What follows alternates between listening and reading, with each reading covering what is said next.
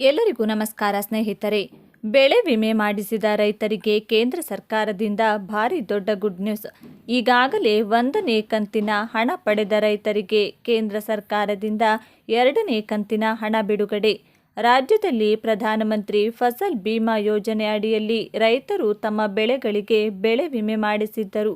ಆದರೆ ಮೊದಲನೇ ಕಂತಿನ ಹಣವನ್ನಾಗಿ ಸ್ವಲ್ಪ ಪ್ರಮಾಣದ ಹಣ ಮಾತ್ರ ರೈತರ ಖಾತೆಗಳಿಗೆ ವರ್ಗಾವಣೆ ಮಾಡಲಾಗಿದೆ. ಆದರೆ 2ನೇ ಕಂತಿನ ಹಣವನ್ನಾಗಿ ರೈತರ ಖಾತೆಗಳಿಗೆ ಬಿಡುಗಡೆ ಮಾಡಲು ಕೇಂದ್ರ ಸರ್ಕಾರ ನಿರ್ಧರಿಸಿದೆ. ಆದರೆ ಇಂತಹ ರೈತರ ಖಾತೆಗಳಿಗೆ ಮಾತ್ರ ಜಮಾ ಆಗುವುದಿಲ್ಲ ಹಣ ಎಂದು ಸ್ಪಷ್ಟವಾಗಿ ತಿಳಿಸಿದೆ. ಬನ್ನಿ, ನೀವು ಕೂಡ ರೈತರಾಗಿದ್ದರೆ ಅಥವಾ ರೈತ ಕುಟುಂಬಕ್ಕೆ ಸೇರಿದವರಾಗಿದ್ದರೆ ತಪ್ಪದೆ ಈ ವಿಡಿಯೋವನ್ನು ಲೈಕ್ ಮಾಡಿ ಮತ್ತು ವಿಡಿಯೋವನ್ನು ಕೊನೆವರೆಗೂ ನೋಡಿ.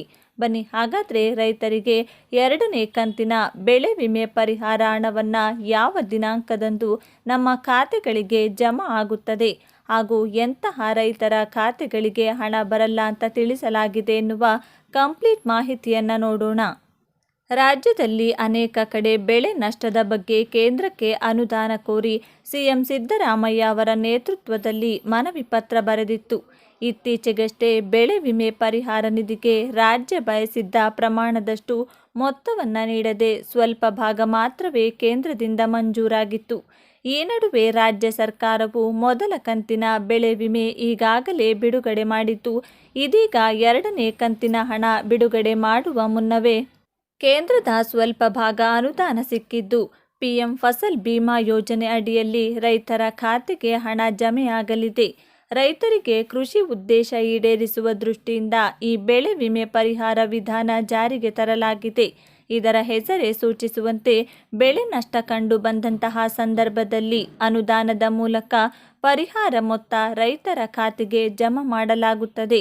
ಪ್ರತಿ ವರ್ಷದಂತೆ ಈ ವರ್ಷವೂ ಕೂಡ ರೈತರ ಖಾತೆಗೆ ಹೆಕ್ಟೇರ್ಗೆ 10,000 ರೂಪಾಯಿಗಳ ಬೆಳೆ ವಿಮೆ ಪರಿಹಾರ ನೀಡಲಾಗುತ್ತಿದ್ದು, ಬೆಲೆಗಳ ಏರಿಳಿತದಿಂದ ಉಂಟಾಗುವ ತೊಂದರೆ ಮತ್ತು ನೈಸರ್ಗಿಕ ವಿಕೋಪ ಕಂಡು ಬಂದಾಗ ರೈತರಿಗೆ ನೆರವಾಗುವುದು ಈ ಯೋಜನೆಯ ಮುಖ್ಯ ಉದ್ದೇಶವಾಗಿದೆ.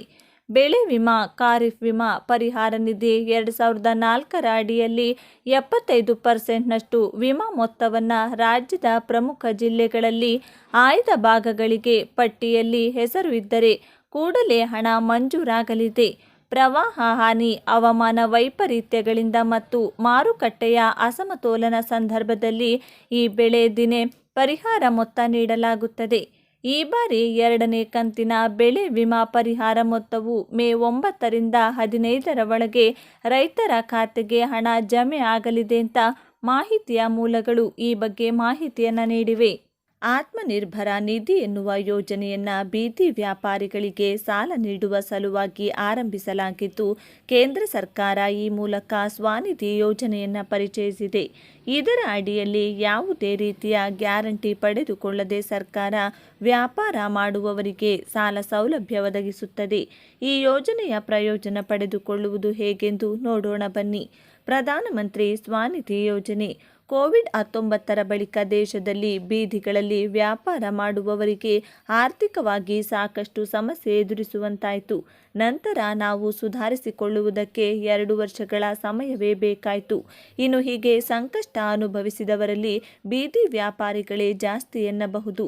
ಪುಟ್ಟ ಅಂಗಡಿ ಇಟ್ಟುಕೊಂಡು ಅಥವಾ ತೆಳುಗಾಡಿಯಲ್ಲಿ ತರಕಾರಿ, ಹಣ್ಣು ಮಾರಾಟ ಮಾಡುವ ಬೀದಿ ಬದಿಯ ವ್ಯಾಪಾರಿಗಳು ಆರ್ಥಿಕವಾಗಿ ಸಾಕಷ್ಟು ಸಮಸ್ಯೆಯನ್ನು ಅನುಭವಿಸಿದರು.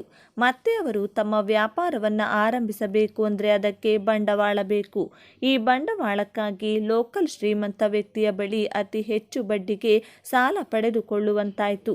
ಇದನ್ನು ಗಮನಿಸಿರುವ ಸರ್ಕಾರ ಸ್ವನಿಧಿ ಯೋಜನೆಯನ್ನು ಜಾರಿಗೆ ತಂದಿದ್ದು, ಇದರ ಮೂಲಕ ವ್ಯಾಪಾರಿಗಳಿಂದ ಯಾವುದೇ ಗ್ಯಾರಂಟಿಯನ್ನು ಪಡೆದುಕೊಳ್ಳದೆ 50,000 ರೂಪಾಯಿಗಳವರೆಗೆ ಸಾಲ ಸೌಲಭ್ಯವನ್ನು ನೀಡಲಾಗುತ್ತದೆ. ಸಾಲ ಪಡೆದುಕೊಳ್ಳುವುದು ಹೇಗೆ? 2020 ಜೂನ್ 1ರಂದು ವಸತಿ ಮತ್ತು ನಗರ ಸಚಿವಾಲಯ ಮೈಕ್ರೋ ಕ್ರೆಡಿಟ್ ಅನ್ನು ಪರಿಚಯಿಸಿತು. ಈ ಮೂಲಕ ಕಡಿಮೆ ಮೊತ್ತದ ಹಣವನ್ನು ಯಾವುದೇ ಗ್ಯಾರಂಟಿ ಇಲ್ಲದೆ ಸರ್ಕಾರ ವ್ಯಾಪಾರಿಗಳಿಗೆ ನೀಡುತ್ತದೆ. ನಿಗದಿತ ಅವಧಿಯೊಳಗೆ ಆ ಸಾಲವನ್ನು ಮರುಪಾವತಿ ಮಾಡಿ ಮತ್ತೆ ಸಾಲ ಸೌಲಭ್ಯ ಪಡೆಯಬಹುದಾಗಿದೆ. ಮೊದಲ ಹಂತದಲ್ಲಿ 10,000 ರೂಪಾಯಿಗಳನ್ನು, ಅದನ್ನು ಮರುಪಾವತಿ ಮಾಡಿದ ನಂತರ 30,000 ರೂಪಾಯಿಗಳನ್ನು ಹಾಗೂ ನಂತರದಲ್ಲಿ 50,000ದವರೆಗೆ ಸಹಾಯಧನ ಪಡೆಯಬಹುದು. ಸ್ವನಿಧಿ ಸಾಲ ಪಡೆಯಲು ಯಾರು ಅರ್ಹರು? ಬೀದಿ ಬದಿಯಲ್ಲಿ ಹಣ್ಣು ವ್ಯಾಪಾರ ಮಾಡುವವರು, ತರಕಾರಿ ವ್ಯಾಪಾರ ಮಾಡುವವರು, ಇಸ್ತ್ರಿ ಅಂಗಡಿ ಇಟ್ಟುಕೊಂಡಿರುವವರು, ಹಾಲು ವ್ಯಾಪಾರ ಮಾಡುವವರು, ಹೂ ವ್ಯಾಪಾರ ಮಾಡುವವರು, ಶ್ರಮಿಕ ಅಂಗಡಿ, ಪಾನ್ ಶಾಪ್ಗಳು ಮೊದಲಾದ ವ್ಯಾಪಾರಸ್ಥರು ಕೂಡ ಪ್ರಯೋಜನ ಪಡೆಯಬಹುದಾಗಿದೆ. ಅರ್ಜಿ ಸಲ್ಲಿಸಲು ಬೇಕಾಗಿರುವ ದಾಖಲೆಗಳು: ಮತದಾರರ ಗುರುತಿನ ಚೀಟಿ, ಆಧಾರ್ ಕಾರ್ಡ್, ಬ್ಯಾಂಕ್ ಖಾತೆಯ ವಿವರ, ಪಾಸ್ಪೋರ್ಟ್ ಅಳತೆಯ ಫೋಟೋ, ವ್ಯಾಪಾರದ ಬಗ್ಗೆ ವಿವರ. ಈ ಮೇಲಿನ ಎಲ್ಲ ವ್ಯಾಪಾರಸ್ಥರು ತಮ್ಮ ಸಣ್ಣ ಉದ್ಯಮವನ್ನು ಅಭಿವೃದ್ಧಿಪಡಿಸಿಕೊಳ್ಳಲು ಬೇಕಾಗಿರುವ ಬಂಡವಾಳವನ್ನು ಸರ್ಕಾರದಿಂದ ಪಡೆಯಬಹುದು. ಇದಕ್ಕಾಗಿ ಯಾವುದೇ ರೀತಿಯ ಅಡಮಾನ ಇಡುವ ಅಗತ್ಯವಿಲ್ಲ. ಇನ್ನು ಸಾಲವನ್ನು ಸಹಕಾರಿ ಬ್ಯಾಂಕುಗಳು, ಸಣ್ಣ ಫೈನಾನ್ಸ್ಗಳು, ಎನ್ಬಿಎಫ್ಸಿ ಹಾಗೂ ಪ್ರಮುಖ ವಾಣಿಜ್ಯ ಬ್ಯಾಂಕ್ಗಳಲ್ಲಿ ಪಡೆಯಬಹುದು. ಅರ್ಜಿ ಸಲ್ಲಿಸುವುದು ಹೇಗೆ? https://pmswanidhiyojane.moHUA.gov.in ಈ ವೆಬ್ಸೈಟ್ ಲಿಂಕ್ ಮೇಲೆ ಕ್ಲಿಕ್ ಮಾಡಿ ಲಾಗಿನ್ ಆಗಿ. ಆರಂಭದಲ್ಲಿ ಕಾಣುವ 10,000 ಹಾಗೂ 50,000 ಈ ಮೂರು ಮೊತ್ತದಲ್ಲಿ ಯಾವ ಮೊತ್ತದ ಸಾಲವನ್ನು ಪಡೆದುಕೊಳ್ಳಲು ಬಯಸುತ್ತೀರೆಂದು ಕ್ಲಿಕ್ ಮಾಡಿ. ನಂತರ ಅಗತ್ಯ ಇರುವ ದಾಖಲೆ ಮತ್ತು ಮಾಹಿತಿಯನ್ನು ಭರ್ತಿ ಮಾಡಿ ಯೋಜನೆಯ ಸಾಲ ಸೌಲಭ್ಯವನ್ನು ಪಡೆಯಬಹುದು. ನಾವು ಚಿನ್ನ, ಗಾಡಿ, ಮನೆ ಇದ್ಯಾವುದರ ಮೇಲೆ ಇನ್ವೆಸ್ಟ್ ಮಾಡಿದ್ರೂ ಒಂದು ಸೈಟ್ ಮೇಲೆ ಇನ್ವೆಸ್ಟ್ ಮಾಡಿದಷ್ಟು ಲಾಭ ಸಿಗುವುದಿಲ್ಲ ಎನ್ನಬಹುದು. ಯಾಕಂದರೆ ನೀವು ಇಂದು ಖರೀದಿ ಮಾಡಿದ ಸೈಟ್ ಅಥವಾ ಜಮೀನಿನ ಬೆಲೆ ಇನ್ನು ಮುಂದಿನ ಕೆಲವು ವರ್ಷಗಳಲ್ಲಿ 3 ಪಟ್ಟು ಹೆಚ್ಚಾಗಬಹುದು. ಈ ನಿಟ್ಟಿನಲ್ಲಿ ಇಂದು ಆಸ್ತಿ ಖರೀದಿಸುವವರ ಸಂಖ್ಯೆಯೂ ಜಾಸ್ತಿಯಾಗಿದೆ. ಆದರೆ ಈ ರೀತಿ ನೀವು ಆಸ್ತಿ ಖರೀದಿ ಮಾಡುವುದಕ್ಕೂ ಮೊದಲು ಕೆಲವು ಪ್ರಮುಖ ವಿಷಯಗಳನ್ನು ನೆನಪಿಟ್ಟುಕೊಳ್ಳಬೇಕು. ಇಲ್ಲವಾದರೆ ಸಾಕಷ್ಟು ಸಮಸ್ಯೆಗಳನ್ನು ಎದುರಿಸಬೇಕಾಗುತ್ತದೆ. ಆಸ್ತಿ ಖರೀದಿಯಲ್ಲಿ ನಡೆಯುತ್ತೆ ವಂಚನೆ. ಯಾರದ್ದು ಜಾಗವನ್ನು ತಮ್ಮದೇ ಎಂದು ಸುಳ್ಳು ಡಾಕ್ಯುಮೆಂಟ್ ಸೃಷ್ಟಿ ಮಾಡಿ ಮಾರಾಟ ಮಾಡುವ ವಂಚಕರ ಸಂಖ್ಯೆ ಜಾಸ್ತಿಯಾಗಿದೆ. ಹಾಗಾಗಿ ನೀವು ಆಸ್ತಿ ಖರೀದಿ ಮಾಡುವುದಕ್ಕೂ ಮೊದಲು ಸಾಕಷ್ಟು ಡಾಕ್ಯುಮೆಂಟ್ಸ್ಗಳನ್ನು ಬಹಳ ಕೂಲಂಕುಷವಾಗಿ ಪರಿಶೀಲಿಸಬೇಕು. ಒಂದೇ ಜಾಗವನ್ನು 4-5 ಜನರಿಗೆ ಮಾರಿ ಹಣ ಮಾಡುವ ವಂಚಕರಿದ್ದಾರೆ. ನಗರ ಪ್ರದೇಶಗಳಲ್ಲಿ ಇಂದು ಜಾಗದ ವ್ಯಾಲ್ಯೂ ಜಾಸ್ತಿ ಆಗುತ್ತಿರುವ ಹಿನ್ನೆಲೆಯಲ್ಲಿ ಎಲ್ಲಿ ಕಡಿಮೆ ಬೆಲೆಗೆ ಜಾಗ ಸಿಗುತ್ತದೆಯೋ ಅಲ್ಲಿ ಹೋಗಿ ಪ್ರಾಪರ್ಟಿ ಖರೀದಿಸುತ್ತಾರೆ. ಇಂತಹ ಸಂದರ್ಭದಲ್ಲಿ ಸಾಕಷ್ಟು ವಂಚನೆಯಾಗುತ್ತದೆ.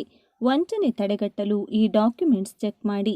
ಮೊದಲು ಯಾವುದೇ ಆಸ್ತಿ ಖರೀದಿ ಮಾಡುವಾಗ ಆ ಆಸ್ತಿಯ ಮಾಲೀಕರು ಯಾರು ಎಂಬುದನ್ನು ಚೆಕ್ ಮಾಡಬೇಕು.